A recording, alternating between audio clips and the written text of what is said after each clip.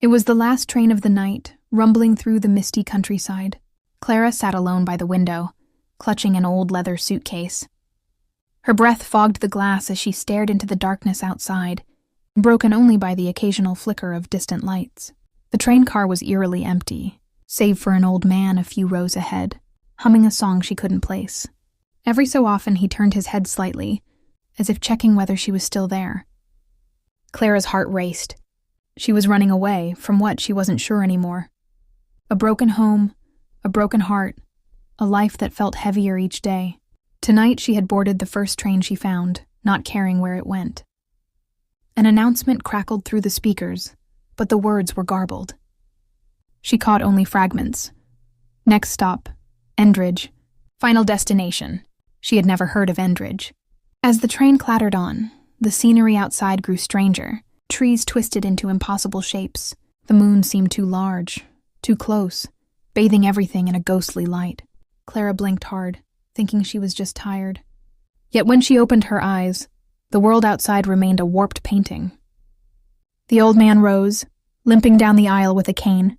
As he passed, he whispered, "Don't get off." His voice was dry, cracked like old paper. Clara's fingers tightened around the suitcase. She thought about moving to another car, but something, maybe curiosity, maybe fear, rooted her in place. The train screeched to a halt. The station outside was crumbling, overgrown with vines. Strange figures waited on the platform. Tall, thin silhouettes with faces hidden beneath wide-brimmed hats. The door hissed open. A cold wind rushed in, carrying the scent of damp earth and forgotten things. The figures stepped aboard, moving silently. Their presence made the air heavier, each breath harder to take. Clara lowered her gaze, pretending to sleep. She heard them glide past her, their footsteps soundless.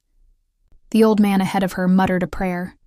The train shuddered as it moved again, leaving Endridge behind. Clara dared a glance up. The figures were gone. The old man caught her eye and gave a weary nod. "You stayed," he said. "You chose wisely." What were they?" Clara asked, her voice barely a whisper. He smiled sadly. "The ones who forget themselves. They get off. They never come back." Clara shivered, pulling her coat tighter around her. She didn't ask more. She didn't want to know. Hours later, as dawn broke, the train finally approached a familiar city skyline. Clara felt the weight in her chest ease slightly. She hadn't escaped all her troubles, but maybe, just maybe, she had escaped something far worse. She stepped onto the platform, suitcase in hand, ready to begin again. Behind her, the train doors closed with a soft sigh.